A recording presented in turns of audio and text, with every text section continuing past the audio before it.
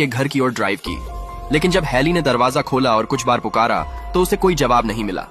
खाली पड़े घर को देखकर हैली ने सोचा कि बॉयफ्रेंड ऊपर के कमरे में होगा, इसलिए वह तुरंत ऊपर की ओर दौड़ गई। लेकिन जब उसने कमरे का दरवाजा खोला तो वहां भी कोई नहीं था। हैली को संदेह हुआ और उसने नीचे की ओर सुनी गई आवाज की ओर ध्यान दिया। उसे लगा कि बॉयफ्रेंड उसके साथ खेल रहा है, इसलिए वह जल्दी से आवाज की ओर बढ़ी। जैसे ही वह पीछे के यार्ड के एक छोटे से गेट के पास पहुंची, उसे लगा कि उसने आखिरकार बॉयफ्रेंड को खोज लिया है। उसने गेट खोला और अंदर चली गई, लेकिन वहां भी कोई जवाब नहीं मिला। हैली ने चारों ओर देखा और उसे दीवार पर कई लापता लड़कियों की तस्वीरें मिली। हर तस्वीर के साथ एक जीवित और एक मृत तस्वीर थी, जिसे देखकर हैली की धड़कनें तेज हो गईं। लेकिन यह सबसे भयानक बात नहीं थी। जब हैली ने अंतिम तस्वीर की ओर देखा तो वह अपनी खुद की तस्वीर थी और उस तस्वीर में एक कील लगी हुई थी जो दिखा रही थी कि वह अगली शिकार है। हैली को अपनी आंखों पर विश्वास नहीं हुआ और जब वह सोच रही थी कि क्या किया जाए, तभी अचानक दरवाजे से एक व्यक्ति अंदर आया। वह व्यक्ति कोई और नहीं बल्कि उसका बॉयफ्रेंड जॉन था। जॉन ने दरवाजा अंदर से लॉक कर दिया और हैली के दिल की धड़कनें तेज हो गईं। उसने हैली को छोड़ने की गुहार की, लेकिन जॉन ने कहा कि वह उसे अपने साथ शादी के लिए ले जाएगा। हैली डर के मारे पीछे हट गई और बोली कि वह सोचने के लिए समय चाहती है, क्योंकि उसने जान लिया था कि जॉन जैसे मजबूत आदमी के सामने प्रतिरोध करने से केवल उसकी मौत की संभावना बढ़ेगी। इस बीच जॉन ने अपनी जेब से एक शादी की अंगूठी निकाली, जिससे हैली की हालत और भी खराब हो गई। लेकिन अचानक हैली के बैग में फोन बज उठा। वह अपनी बेटी का कॉल था जो बाहर खेल रही थी। लेकिन हैली जॉन के सामने मदद नहीं मांग सकती थी, इसलिए उसने अपनी बेटी को बताया कि वह थकी हुई है और जल्दी सो जाएगी। यह साधारण बातचीत ने उसकी बेटी को संदेह में डाल दिया, क्योंकि उनकी मां ने आपात स्थिति के लिए एक कोड तय किया था, जिससे बेटी ने तुरंत पुलिस को फोन किया। हैली ने समय बिताने के लिए जॉन के करीब जाकर उसकी गाल को थपथपाया और जल्दी से सड़क पर भाग गई। जॉन ने उसे तेजी से पीछा किया, लेकिन एक युगल की मदद से हैली की जान बच गई। पुलिस ने जल्द ही हैली की जानकारी के आधार पर जॉन को गिरफ्तार कर लिया। अदालत के दिन हैली ने पूरा मामला बताया और सभी सबूतों के साथ जॉन को दोषी ठहराया। लेकिन जॉन ने अन्य पीड़ितों के शवों के स्थान नहीं बताए, इसलिए उसे उम्र भर की सजा सुनाई गई। अजीब बात यह थी कि जॉन के चेहरे पर कोई डर की झलक नहीं थी, जिससे हैली को ठंड लग गई। इसके बाद हैली और उसकी बेटी ने सामान्य जीवन जीना शुरू किया, लेकिन खुशी का समय लंबा नहीं चला। पुलिस ने हैली को बताया कि जॉन जेल से भाग गया है और उसके जेल में बची हुई तस्वीरों से यह लग रहा है कि वह बदला लेने आ सकता है। पुलिस ने उन्हें सुरक्षा योजना में शामिल होने की सलाह दी, जिससे वे नई पहचान के साथ नए शहर में जाकर जीवन शुरू कर सकें, जब तक जॉन को पकड़ा न जाए।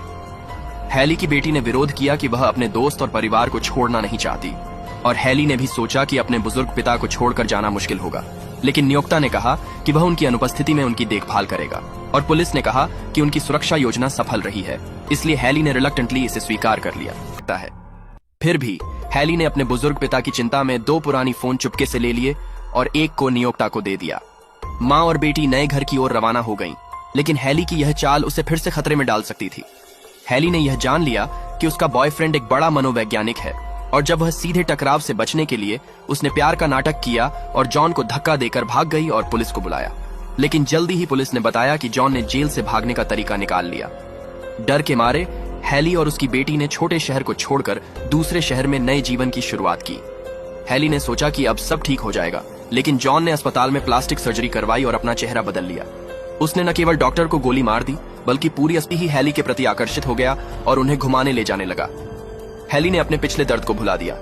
जल्द ही ओल्ड व्हाइट के घर में हैली ने देखा कि वह एक शराब की तहखाने में छिपी हुई तस्वीरों और समाचार पाल में जॉन को खोजने के लिए पहुंचा था, जिसने उसके द्वारा छोड़े गए सबूतों की खोज की थी। पुलिस ने जॉन के किराए के घर में जाकर खून से सने बैंडेज पाए और रिपोर्टर की मदद से जॉन को पकड़ा। रिपोर्टर ने कहा कि जॉन ने बेटी को ले लिया और रास्ते में लड़की ने अपने पूर्व प्रेमी का नाम बताया। जॉन ने उसे सही नाम बताया, जिससे लड़की को शक हुआ।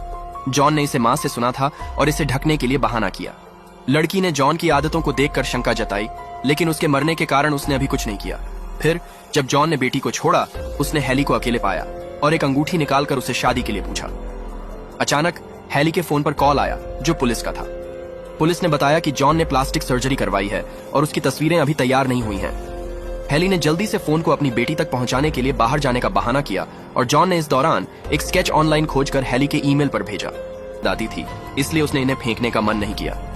इसी बीच हैली को एक मेल मिला, जिसमें पुलिस द्वारा भेजी गई स्केच पजल थी और एक अतिरिक्त संदेश था, जिसमें कहा गया था कि हैली को तुरंत अपना फोन फेंक देना चाहिए ताकि ट्रैक न किया जा सके। इस पर हैली ने राहत की सांस ली और सोचा कि उसने जरूरत से ज्यादा सोचा था, क्योंकि पुलिस द्वारा भेजा गया कातिल दरअसल सामने वाले आदमी से अलग था। लेकिन उसे नहीं पता था कि यह मेल आदमी ने ही भेजा था। जब आदमी का उद्देश्य पूरा हो गया तो जॉन ने कहा कि उसके एक दोस्त के पास यहाँ पास में एक खाली घर है, क्यों ना आज रात वहीं चले। ये कहते हुए उसने हैली का फोन भी ले लिया। हैली, जो अत्यधिक डर के कारण अपने अन्य विचारों को नहीं सोच पाई, जब वे घर से बाहर निकले तो जॉन ने फोन को सीधे चिमनी में फेंक दिया। इसी समय पुलिस ने कातिल का चित्र भेजा, लेकिन तब तक बहुत देर हो चुकी थी। हैली और जॉन पहले ही कार में बैठ चुके थे और तेजी से बेटी के कैंपिंग स्थल की ओर जा रहे थे। जब हैली ने अपनी बेटी को लिया तो उसने बेटी के फोन को सीधे कार की खिड़की से बाहर फेंक दिया और उसे बताया कि उसे ऐसा करने की वजह यह थी कि पुलिस ने पुष्टि की थी कि जॉन ने अपनी शक्ल बदल दी है। यह सुनकर बेटी को पूरा यकीन हो गया कि यह आदमी जॉन ही है, लेकिन वह उसे सीधे सामने नहीं पकड़ सकती थी। इसलिए उसने जॉन से गाड़ी को सड़क के किनारे रोकने को कहा। वहां लड़की ने सोचा कि कार में पी गई पानी की बोतल में जॉन ने कुछ मिला दिया था। वह विरोध करना चाहती थी, लेकिन अब बहुत देर हो चुकी थी। लड़की तुरंत बेहोश हो गई।